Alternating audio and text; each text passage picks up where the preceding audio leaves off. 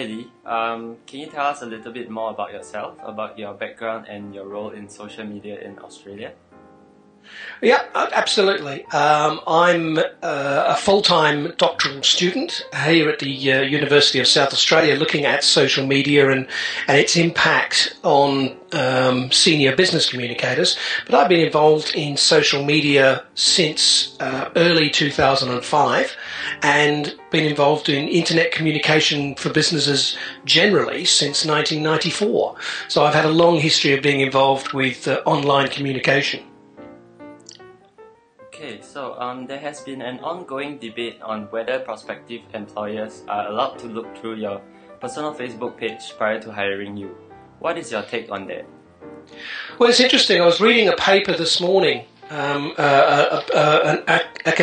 article about the legal risks that go with having a Facebook profile and having a discussion about it, and the fact that whilst employers can't or shouldn't be allowed to ask you to show your username and password, they probably are. Most people do expect that they are looking at your personal profile if they can get it, if they can get hold of it. I mean, I know certainly in Australia we talk to university students all the time and say that, whatever they put up on their Facebook profile is going to be seen by employers, because employers do look at their Facebook profile if they've got access to it. As to whether an employer should go in and ask or demand that someone give them the username and password so they can go and look at their profile and see what they've been up to, I think that is an invasion of privacy. And unless there's a particular concern that there's illicit activity that's been happening, then I think it's a really dodgy path to go down, and I certainly believe it's unethical. Alright, so based on the State of the Internet in Australia report recently published by Comm215, we understand that Australia's total internet consumption is below the global average despite high internet and broadband penetration. Why do you think this is so? I'm not 100% sure, to be honest. I know that until recently, and I'm not sure whether this is still the case, but I know that we were the most social media savvy country in the world. We spent more time on social media than any other country. But as to why we are so low behind, on average time online, behind Canada and the US and the UK, I can't give you a reason why. Perhaps it's because our broadband, even though we do have high penetration, our broadband is generally acknowledged to be quite weak and slow, and so maybe that's what's holding us back from spending so much time online. That could be the answer, but off the top of my head I can't give you that answer, I'm afraid. Alright, so you recently published a book titled Making Social Media Work for Your Business. So what was your motivation behind this book? Someone wanted to pay me for it. Someone offered to pay me to write the book for them, and they sold it. But also, it follows on from a previous book that I'd written for them about social media for businesses, and it just sort of followed on from just the basics of what social media is and what it could potentially do, and it followed through with this particular book into actually how you could make it do those things. So it was more of a practical, hands-on book. I think we've got to the state, certainly in Australia, well, certainly in the UK, and I believe also in Australia, where a lot of businesses are looking at social media. They've got people in their management hierarchy who are keen to introduce social media into the organisation. They're social media savvy in their own personal lives.